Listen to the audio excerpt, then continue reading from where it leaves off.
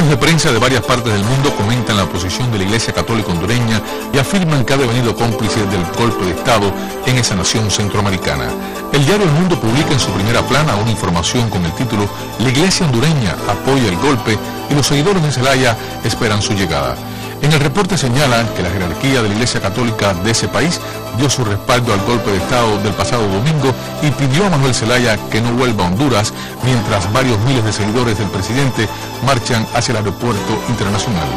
En una declaración televisada, el cardenal de Honduras, Carlos Andrés Rodríguez, pretende echar sobre los hombros del presidente Manuel Zelaya la responsabilidad de un presunto baño de sangre que tendría lugar en esa nación en caso de que el presidente regrese a su país. Medios informativos dicen que curiosamente la Iglesia no ha dicho nada aún de la forma violenta en que fue secuestrado el presidente Zelaya cuando el pasado domingo una tropa fuertemente armada del ejército hondureño irrumpió disparos mediantes en su residencia de Tegucigalpa.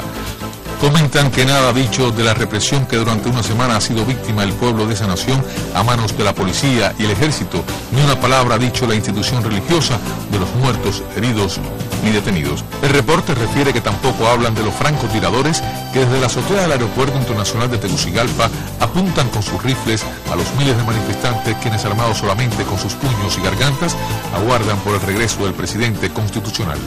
También la cadena multinacional Telesur informa en su página en internet la posición de la Iglesia Católica hondureña, que este sábado se pronunció a favor del gobierno de facto de Roberto Micheletti, que asumió el poder a través del golpe de Estado cometido en contra del presidente Manuel Zelaya. En un comunicado de la conferencia episcopal, leído por el cardenal Oscar Andrés Rodríguez, la Iglesia también le pidió a la Organización de Estados Americanos que preste atención a todo lo que venía ocurriendo fuera de la legalidad en Honduras. Contrario a los manifestados por el sacerdote, los movimientos sociales denunciaron a Telesur que un estudiante falleció en las acciones militares que sostiene el gobierno golpista desde el secuestro y expulsión del presidente Manuel Zelaya. Desde la redacción internacional, Boris Fuentes.